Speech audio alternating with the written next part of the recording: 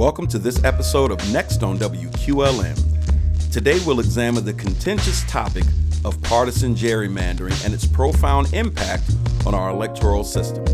I'm your host, Marcus Atkinson.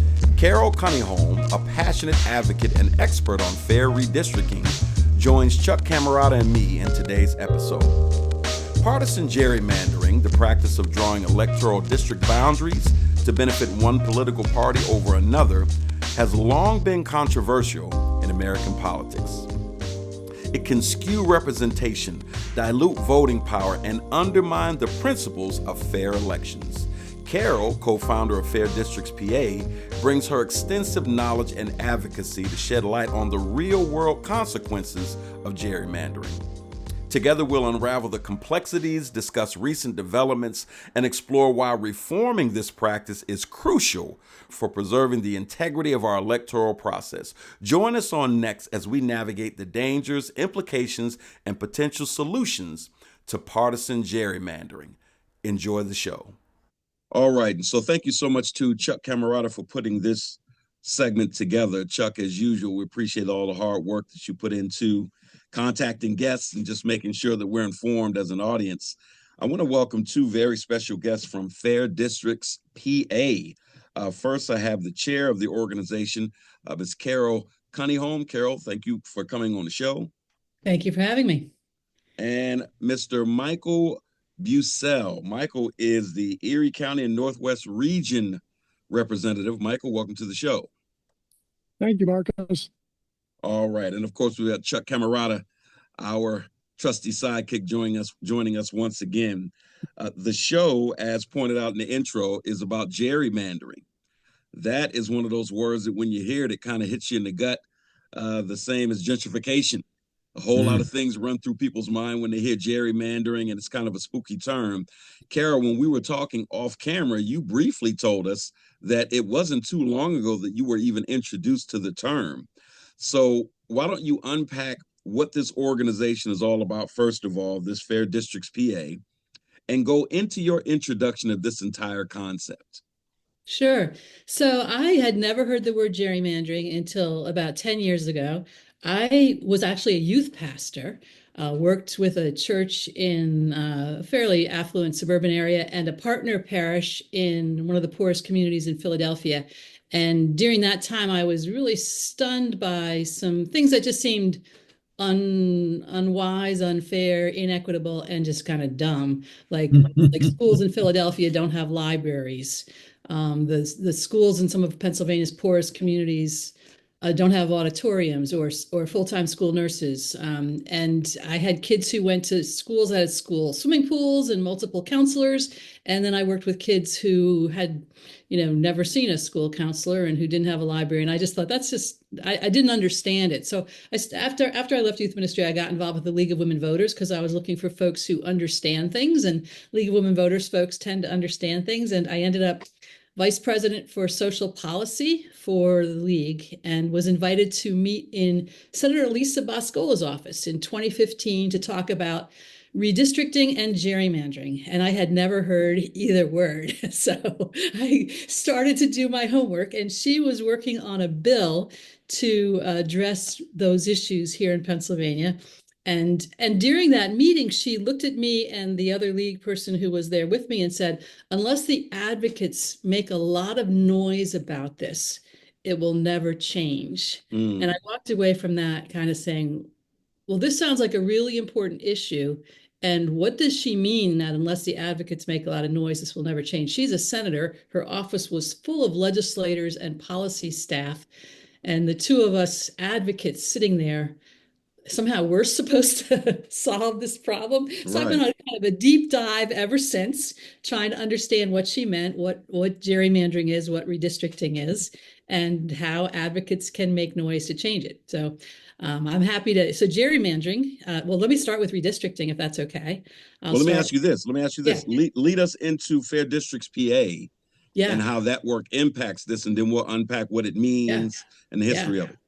Yeah, so Fair Districts PA is a grassroots organization. We're actually a fiscal project of the League of Women Voters, but shortly after that conversation with Senator Boscola, I started asking League folks, what are we going to do about redistricting and gerrymandering, and they said, well, we've studied it.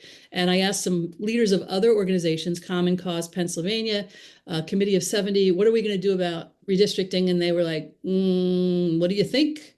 And so we convened a meeting January of 2016 and formed Fair Districts PA as a coalition to make noise about the issue. And since then, it's grown into a grassroots organization with volunteers across the state, regional groups, local groups, working groups. We're all volunteers. We're all people who, from different angles, have seen legislative dysfunction and the harm that redistricting does to Pennsylvania. So before That's I what let Fair you, Districts PA is. perfect. That's a perfect segue because Michael, before we allow Carol to really go into the history of gerrymandering, redistricting, can you tell us a little bit about how you joined this and your role on this for the Erie County Northwest region? Sure. Let me just comment briefly about gerrymandering. It's not something new in this country. In fact, back in 1812 in Massachusetts, the governor drew the voting districts in a very unusual way. And one of the political cartoonists of the day said, "Oh my gosh, that looks like a salamander." A friend of his, they were in the pub, said, "Salamander, that's a gerrymander."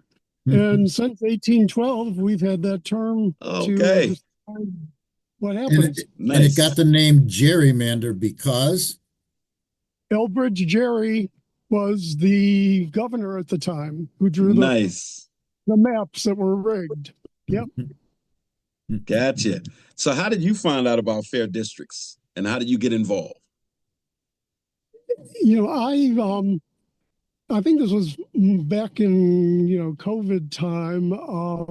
I had retired, shortly before that. And, it was volunteering, well, not exactly volunteering, but looking at different organizations I might get involved with. And I can't remember if I got an email from them because of a petition or something I signed. But I, kind of got myself engaged. And before long, I was contacted about taking on a more active role in coordinating things in Erie County because of COVID. The group that had been active, kind of came apart, and we were trying to reorganize. So I said, sure, I'll do what I can. Chuck, the whole idea of gerrymandering makes me think about the old Jim Crow days. Okay, you're free now, but unless you can count the jelly beans in this jar, you can't vote. Or the bubbles on this bar of soap. It's always about moving the goalposts so that marginalized people can stay in the margins and stay in their place. Isn't that the way it makes you feel? Absolutely. I mean, we see that kind of thing happening today all over the place. Folks in power, folks at the top of the pyramid, wealth-wise and politically, are continually manipulating the system to their advantage. So this is just something we've been doing for a couple of hundred years in this country that disadvantages huge portions of our population.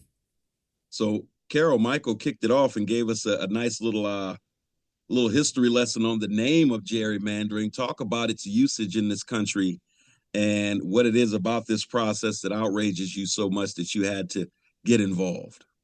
Yeah, so gerrymandering is drawing district maps to benefit one party or particular people. And it's, as Michael said, it's been going on a long time, but if you think about the technology that's available now, it's allowed for this process to become more and more targeted, more and more specific, more and more accurate. So for a long time, and I should say that all legislative districts need to be redrawn after every census. So the census happens every 10 years, the year that ends in 0. There was a 1967 Supreme Court case that looked at the fact that some states just let populations in one place grow and never bothered to redraw the district line. So the Supreme Court case in 1967 said all legislative district maps need to be redrawn after the census. in every state to reflect population changes. So there's nothing nefarious about redistricting itself. It has to happen, and done well, it balances population and means that everybody's vote is about equal. That's the way it's supposed to work.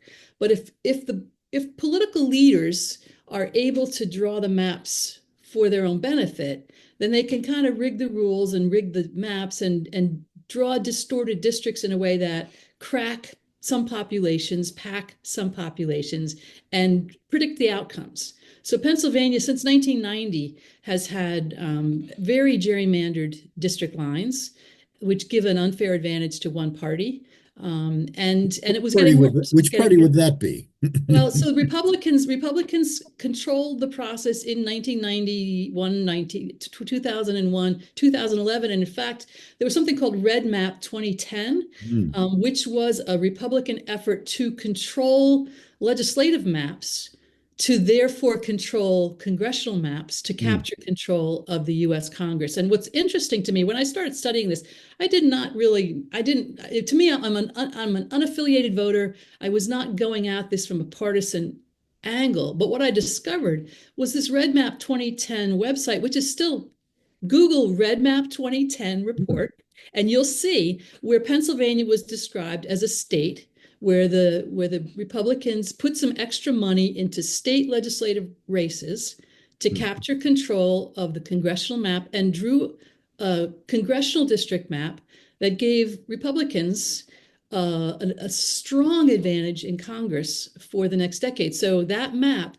and this is on the Red Map 2010 site, this isn't me making it up, they were celebrating the fact that despite fairly equal numbers, and it says this on the site, despite fairly equal numbers, Republicans got 13 out of 18 congressional seats and Democrats got 5. That's a huge distortion of the vote. And what we discovered once we started really digging in was that our state Senate and state House maps also were among the most distorted in the country. In 2018, the difference between votes cast and seats won for the Pennsylvania State House was the largest in the country.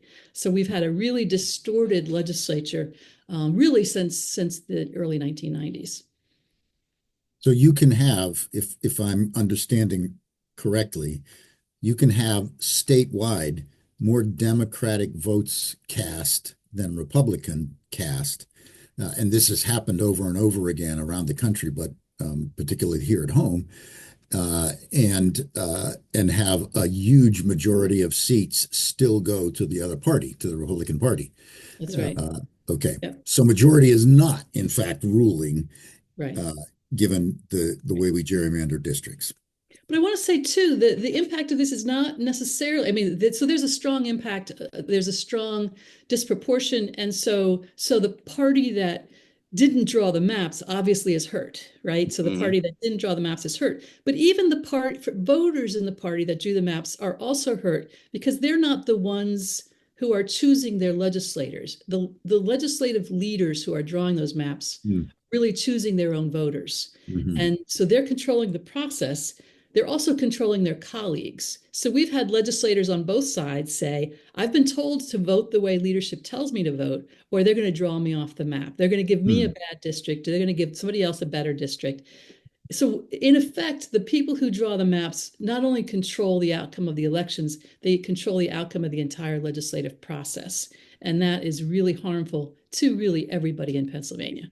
So Michael, put this in perspective for us from a Northwest PA perspective, because I think even if you are not from the Erie area, if you're not from Pennsylvania, you do understand that this state and this county played a huge role in the national election. It has for the last few cycles. So given everything that Carol is saying about gerrymandering, let the public know just how much this affects the outcomes of these hotly contested elections. Well, the gerrymandering that goes on in Pennsylvania, which is, as Carol said, has been going on for decades, really does have an impact. She mentioned that in 2011, the congressional elections, even though there were roughly 50-50 percent voting between the two parties, the party in power got 2/3 of the U.S. House seats that year. In 2014, related to the state legislature, Erie County was divided into 6 House districts. And one of the districts, District 17, went all the way from Erie County as far south as Lawrence County. And the problem you get there is that the representatives really can't pay attention to multiple counties worth of constituents. It spreads them out, and the constituents, are, all having to try to get the attention, bring the important issues, to the awareness of their representative. It's very inefficient and makes it hard for anything to really get done. So the districts are drawn in such a way that so many folks are not disenfranchised, but don't have access to. So the districts aren't drawn for the benefit of the citizen. They're drawn to keep a particular party in power. We run up against that up here with Mike Kelly is virtually undefeatable because of the way the districts have been drawn in our area, even though populations are divided. And it also confuses folks. I mean, how do you, if you have, my House district, before the districts were redrawn in 2021, my House district had a number of voting precincts that had just been divided between 2 different House districts. Our school district, which is not a huge school district, was divided into 5 different House districts.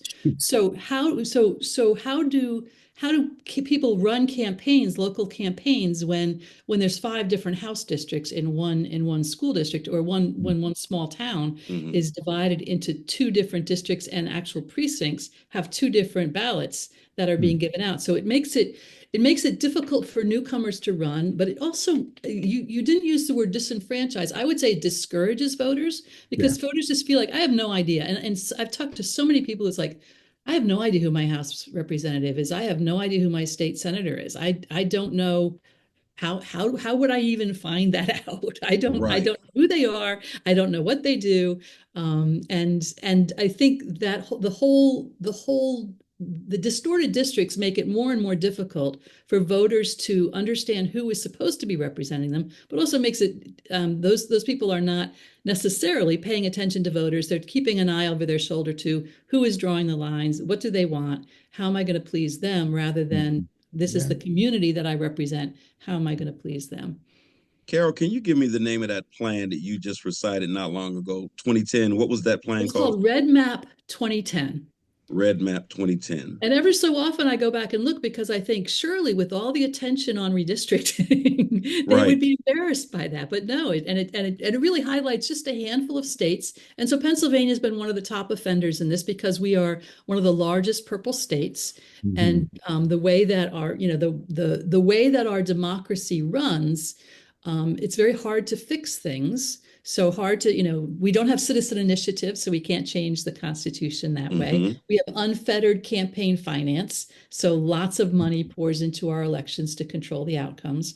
And we're a purple state, so carve up a few towns and cities, and you can control the outcome of the elections. And so we've been a top offender, and we are. Red Map 2010, we were one of their top targets, and we were one of their best successes for gerrymandering the maps. So I know at some point in this interview, we're going to want to talk to you about what can we do, how can people get involved, things along those lines. But I think that this is, and I asked you about that Red Map 2010 plan for a reason. I mean, obviously, a lot of people know right now about Project 2025, whether they've read it or not. And I think about all of the judge appointments from President Trump from his last time in office between then and now. I would think that we're all learning a hard lesson on the planning process that goes behind fleecing people of their rights or ensuring that people have their rights. Talk about that, because it feels like the perfect time to get on your soapbox and preach a little bit about if we don't get involved, if we don't organize, other groups, for all the wrong reasons, are really organizing and drawing up plans. And we're at a moment right now where it feels like a lot of the wrong plans have come to fruition and we're all paying for it a little bit. Talk about that. Yeah, so I think one of the things that Fair Districts PA is really committed to is helping people understand how things work and how they can engage. Because I think a lot of people just gave up. I think people felt like, one of the projects that we've worked on, and we started something called Fix Harrisburg, looking at bills that citizens have supported for years and years and years that go nowhere. They're introduced, people, the legislators say, I introduced this bill, and the bills go nowhere. And people just give up. They feel like, okay, we vote for folks, they go there, they don't accomplish anything they said they were going to accomplish. Why should I even waste my time? Why should I bother? And we're seeing the fruit of that. We're seeing the fruit of that, of people just kind of stepping back. And then somebody comes and says, I hear you. And everybody says, oh, here somebody hears me. And then we're watching that no, that's not really the way it works. So it is incredibly important for voters to understand who does what are the roadblocks, what gets in the way, what does the judge do, what are the courts for, what does the legislature do. And I think people focus way too much on the president and the governor, and they have no idea what anybody else does. And as a result, a lot of things happen or don't happen that harm us, and we don't get good representation. And the things that we want to see happen don't happen. So we've held over 1,200 informational meetings across the state, attended by I think the last time I looked was about 50,000 folks, plus doing radio interviews and cable TV interviews, and we've had over 110,000 people sign a petition in support of an independent commission. But what we're working really hard to help people understand that their own actions matter, that their own information matters. It's important to understand how things work. It's important to hold legislators accountable. It's important to share what you know with your friends and neighbors so that we all understand why we're in the place that we're in. And it's been a slow erosion of civic engagement and a slow erosion of civic understanding and a slow hijacking of our governmental processes for politicians who want power, and especially for wealthy donors who want to control the way things work. And we've seen that. We'll see it during the retention elections taking place now for the judges. There's millions of dollars being poured into that. And that's scary because if we have judicial processes that cater to particular entities, it will be very hard to ever get the kinds of reforms that we need, or to see, justice for the average person. So these things really matter a lot. And the more that we understand, the more effective we can be in pushing back. And so I would say two things, and I'll mention these now and I'll mention them again later. We have a website called fairdistrictspa.com.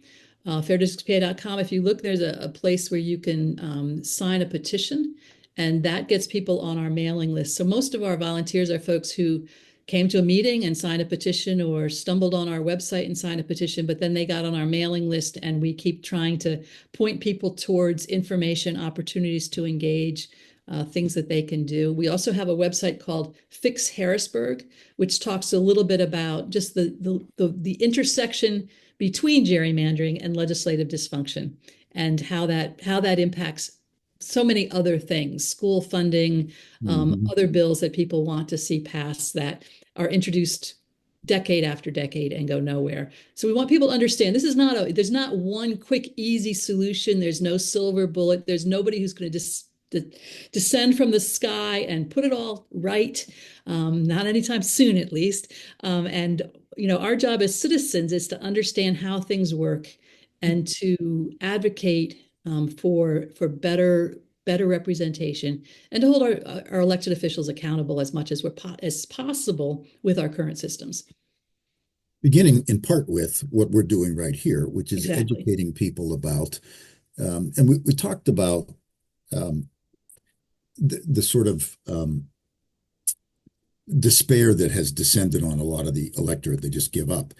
If you are a minority in the nation, and as the political parties go. And this is kind of the narrative that would overarch the Republican Party over the last 60, 70 years. They saw that demographics were not their friend. And they realized that they were going to increasingly be in the minority. So they began processes so they got much more serious about gerrymandering that would disenfranchise lots of the voters who tend to vote for the other side. And so when you discourage voters, the minority party has a better chance. And so that's been an overarching theme of the Republican Party since probably Reagan, maybe since Nixon. They recognized the trouble they were in, and they've learned how to play the game in a way that advantages them. And I know there's a lot of obstacles to attacking gerrymandering, and we want to get to that in just a minute. I was on your website a couple of days ago just looking at this. It's a complicated process, and there's a lot of factors. But before we go there, I just want to make one thing clear. When we talk about drawing districts and how that advantages one party over another, I'm a visual learner. I need to see it in pictures, and so I wish we could do something visual on this video or this audio podcast. But imagine if there is a population of 100,000 people, and 50,000 of them are Democrats and 50,000 of them are Republicans, and you know who lives where. So you draw the districts so that almost all of the Democrats are in one district, and they'll get one representative. And then there are a majority of Republicans in a bunch of other districts that allows them to win several more districts. So with exactly the same amount of votes, they can win 5 districts to your 1. And that's what's going on. And we need that needs to be dealt with. And you're going to talk to us a little bit about how to do that and the obstacles to that. Yeah, so I would say one Go ahead, Mike. If you look at the congressional map, I don't know if people are aware, but in 2018, the League of Women Voters actually sued the state about the congressional map, saying, in a 50-50 election with 18 congressional districts, you would expect 9 to go one way, 9 to go the other way. Instead, we have locked in 13-5. So in 2018, they said, look, we've had 3 elections locked in 13-5, and this is a terribly gerrymandered map, and we need remedy.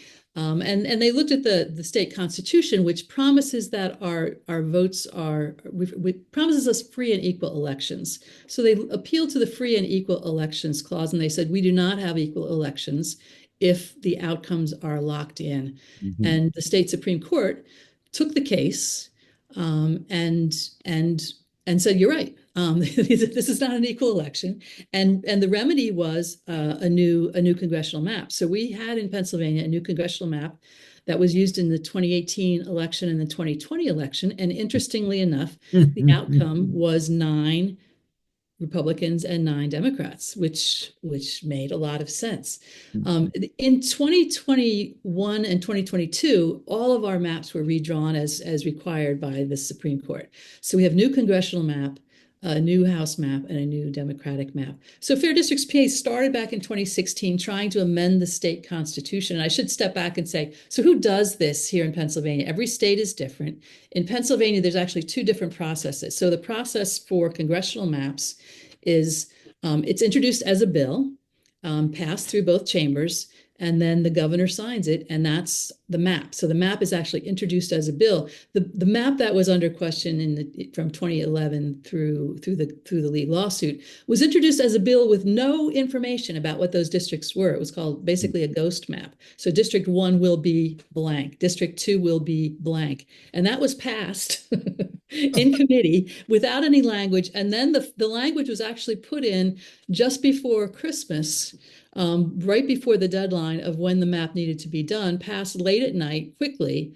And the leaders were calling their colleagues and saying, just vote for this. Don't worry about it. You don't need to see it. You don't need to read it. Just vote for this. There were some heroic legislators in both sides who said, I'm not voting for something I don't see. And some of them saw it and said, I'm not voting for this because I can't, they weren't given a map. They were given language. When they finally were given it, it's this district is these parts of these townships. So They didn't even have a good idea of what they were voting for, but it was done very quickly.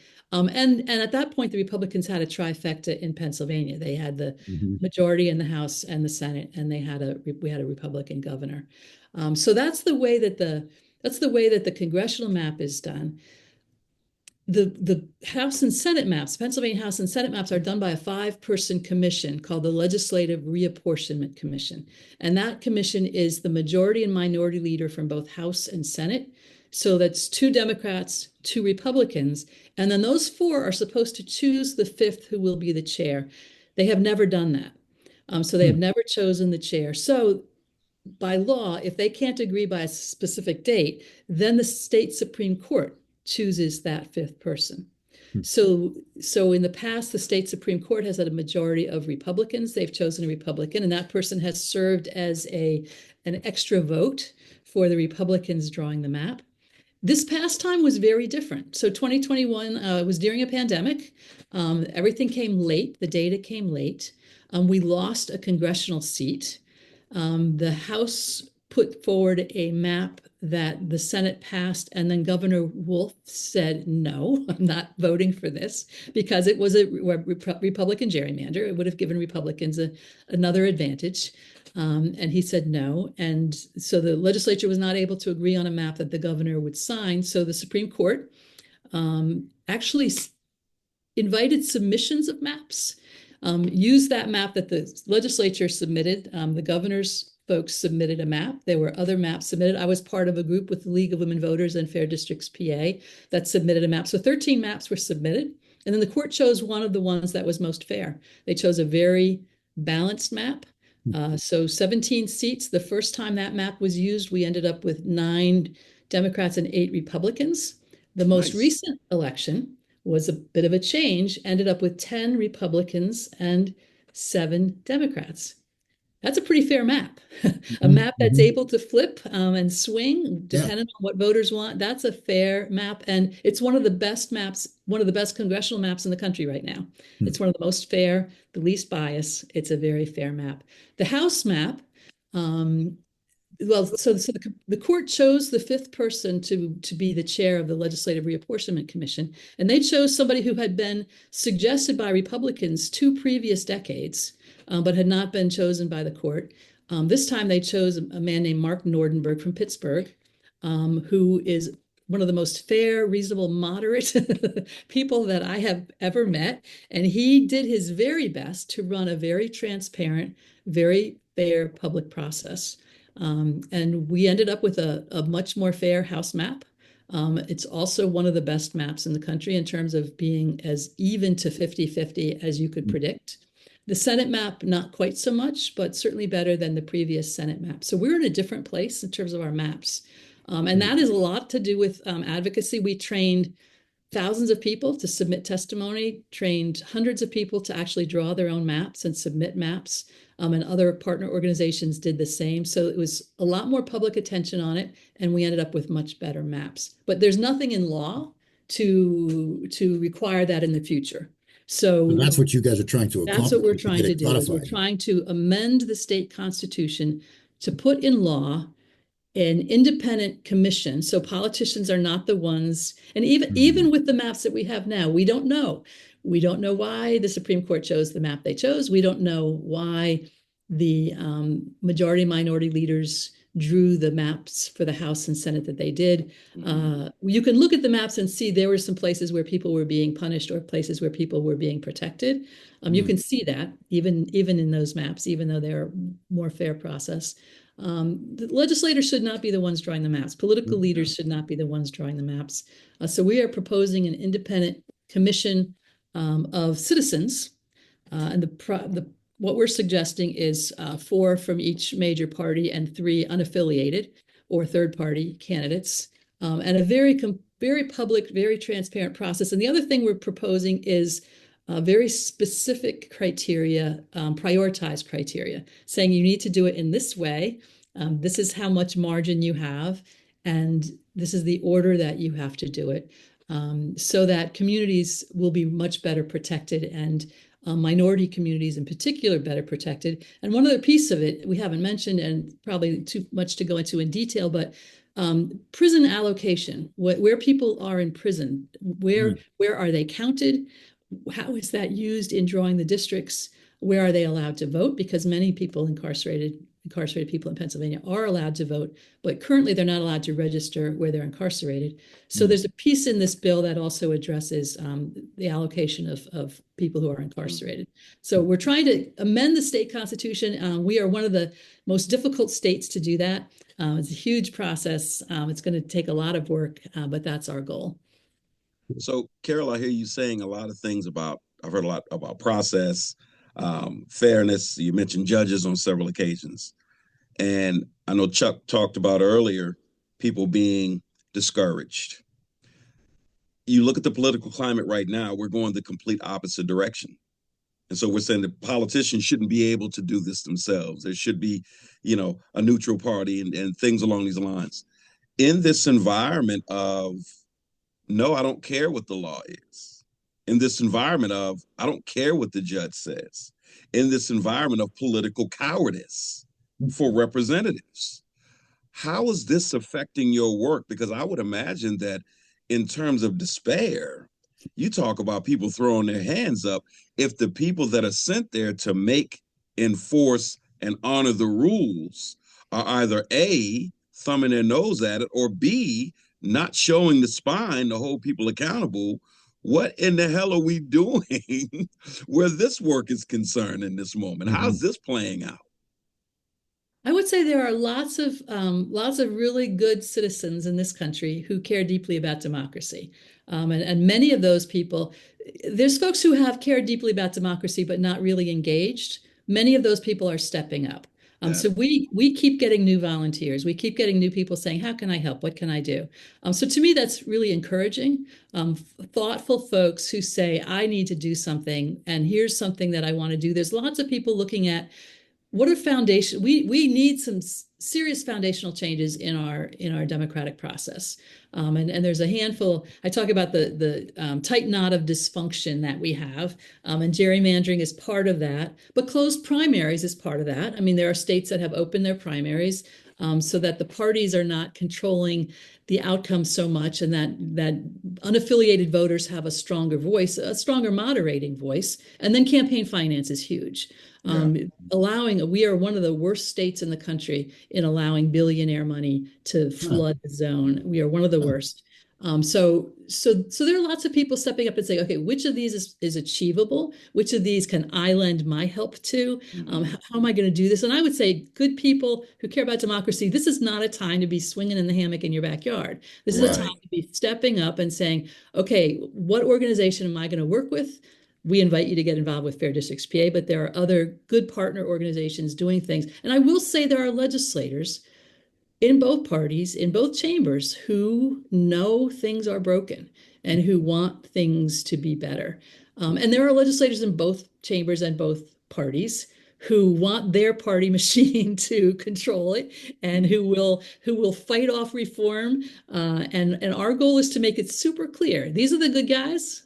These are the good folks. These are the people who care and are going to work for reform. And these are the people who aren't. And we want to see both parties step up and stand on behalf of democracy. And then there are, third party that I've been interested in a group called the Forward Party, which their platform is just government reform. They say, let communities figure the details out on social policy, but if we don't have democracy, if we don't have representation, it doesn't matter. We have nothing. So their entire platform is government reform. And there's groups forming. There's lots of folks thinking, what's our best contribution? How can we help now? I think that's encouraging to me. Certainly, there's lots going on that's very discouraging. But there are signs of, democracy's not dead yet. I agree. Michael, we're going to do everything that we can to keep it healthy and strong and to make it even stronger. Yeah. Michael, give us the grassroots report along those lines in Northwest PA. What are you hearing?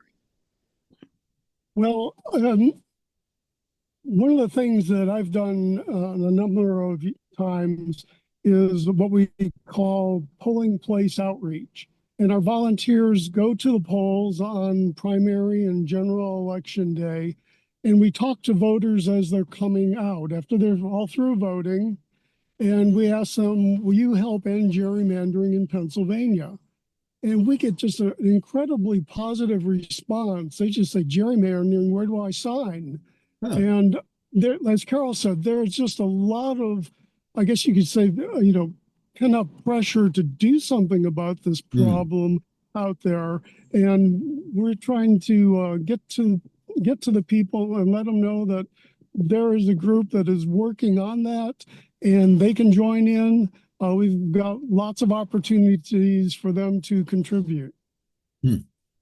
I would have thought that when you ask people about gerrymandering, their eyes would glaze over. So that is really comforting to hear, Michael. One of the things I worry about is that there is a burst of energy right now. People see that their democracy is being attacked, and so they're standing up. But the work that needs to be done is going to be a long-term project. It's not going to be, well, we won the midterm elections. Thank God it's all over. How do you see either one of you? What do you do to keep people motivated and to recognize that this is an ongoing process, that we're engaged in remaking our democracy in a healthy way, and that's not an overnight process? Yeah, it's an important challenge. We actually have an event happening next week on May 8th with Katie Fahey, who started a group called Voters Not Politicians in Michigan. They got the reform that we want in 1 year because Wow. Michigan is one of those citizen initiative states. Yeah. So they started and they just sprinted from a tweet that she put out on Thanksgiving Day of 2016, and they just sprinted and got it on the ballot. And by the next redistricting, they had a new process in place. I was very jealous. I had to go through a period of real jealousy and mourning before I was even willing to talk to her. But she's going to share, some of the stuff that they did to harness creativity and energy. And you're right. Pennsylvania is one of the most difficult states to amend the Constitution. We're one of, I believe, 24 states that does not have citizen initiative. We're one of 10 states that has to go through the state legislature twice before it goes to the ballot. And we're one of 4 states where those legislative sessions are 2 years instead of 1 year. I think a lot of people don't realize that most states have 1 year legislative sessions. We have Yeah. legislative sessions. So it is a long process. And it's hard. The one thing I would say is we've built a really wonderful community of folks who enjoy working together. I have never met so many smart, creative, determined people in my life who many have come, or are still working in areas of policy where they see the damage Hmm. of dysfunctional government. So they're motivated, like my motivation is still, to have schools funded well and to have kids in poor communities have the support that they need. That motivates me. So when I feel like, oh, I would much rather be in the hammock in my backyard, I remember that I'm doing this for those kids. Yeah. And I will continue to do it for those kids. And most of our team is like that. There's some specific injustice or some specific harm that they've seen, and they've tried to fix it other ways. They've advocated for clean streams, or they've advocated for OSHA protections for public employees, or they've advocated for, prison reforms, or you list it. There's a long, long, long list of things that our team has initially been concerned about and said, oh, this is not going to happen until we have a legislature that represents Pennsylvanians. And so Great. those folks, they carry that motivation with them. And part of our challenge is to say to folks, look, you've advocated over there for 20 years without success. Can we turn some of that energy towards foundational reforms? Keep working on the thing you care about most, but some of that energy needs to go towards foundational reform, or we will not fix anything. So we've Yeah. got folks who understand that, and we keep trying to lift that vision up and get more people to understand that. And the other thing I say is, I come out of the League of Women Voters. How long did it take for women to get the right to vote? How Yeah. long did it take for the African American community in Pennsylvania, in the US, to get the right to vote? How long are these important changes? They don't happen overnight. Some of them are generational, but you can't stop just because it's hard. Because if you Excellent stop point. because it's hard, then justice, the beloved community, what you're looking for is never going to happen. And Yep. I'm not okay with that. So Me either. I want my grandkids to watch me. I want that. And I will say one really encouraging thing is we have summer interns who help us do tabling at fairs and festivals. Last year we had 8. We had some good candidates and we ended up with 8. This year we upped it to 12 and we had like 3 times as many candidates and we had half of our interns. 6 out of 8 of interns from last summer said they wanted to come back. So there's a lot of young people who really get it. They understand democracy is worth fighting for. Yeah. Redistricting reform is worth fighting for. It's worth putting their time into it. So that encourages me to see younger folks really pick this up and see this matters. I think there's a couple things there that you said that speak to me. One is I retired 8 years ago from pastoring so that I could do more of this kind of work. And I have had the wonderful opportunity to meet people like Marcus. Marcus and his partner Matt run a wonderful organization here in Erie that's doing revitalization work in the poorest part of our city. But I meet people over and over again who energize me and who I like and enjoy working with. And I keep saying to people, find your passion and find a group because you're going to find energy when you do that. And you are affirming that. And I very much appreciate that. And I forget what the other thing was I was going to say, but that's a normal thing for me. That is an excellent way to end this show. Carol, you and Mike have brought us some great information today. And before we go, one more time, how can people get involved if they've heard something that has motivated them or even struck a nerve? How can they get involved? Probably the best way they can get involved is to go to fairdistrictspa.com website, and there they can click on Take Action and sign the petition, and that'll get them connected with our organization. It'll also show them a number of other ways they can participate in this endeavor. And if they're not sure, let us know what they like to do, and we'll look up a way they can contribute and be comfortable doing that. Excellent. Thank you for that, Michael. I've Carol? been on the website, by the way, and it's an excellent website. Not all websites are easy to navigate. You can learn the history. You can learn how it affects us today. You can find out how you can be involved. And so we'll include that in the show notes for our show as well. So those of you who are listening and want to hook up can find that information. And I will say, so the website, the first website we had, I built myself on a free platform. And we had some volunteers attend a meeting and come to me afterwards and say, don't be offended, but we've read your website. It's got lots of information.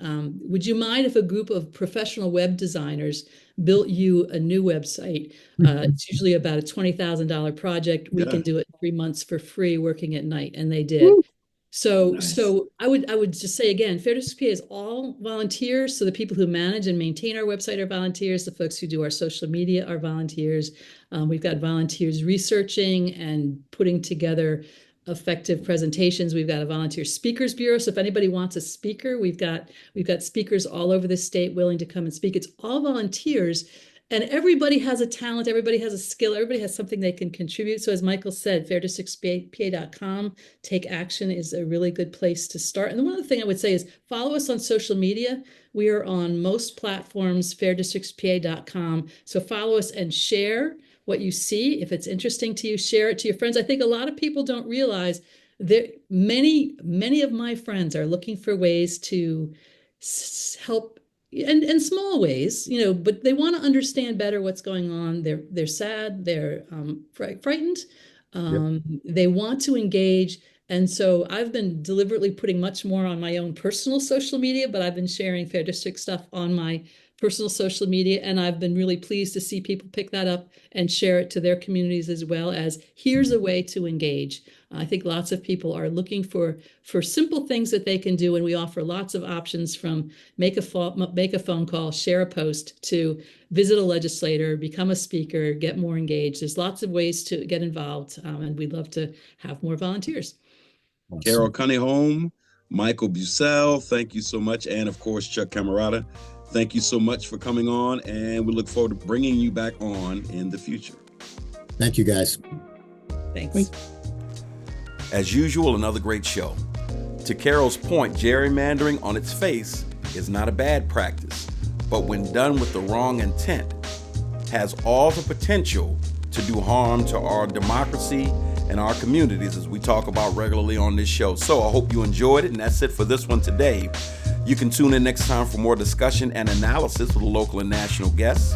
Remember, the next 2.0 streams on Fridays on all major podcast platforms, and the fourth Sunday of the month at 4 p.m.